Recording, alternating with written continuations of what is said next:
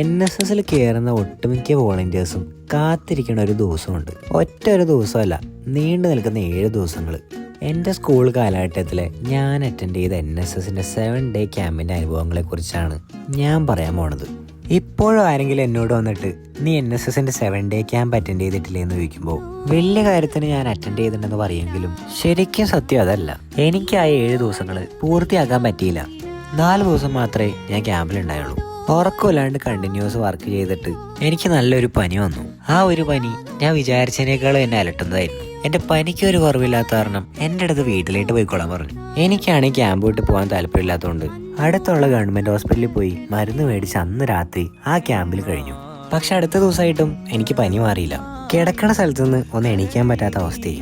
അവസാനം എന്നെ ക്യാമ്പിൽ നിന്ന് കൂട്ടിക്കൊണ്ടുപോകാൻ ചേട്ടേ വന്നു.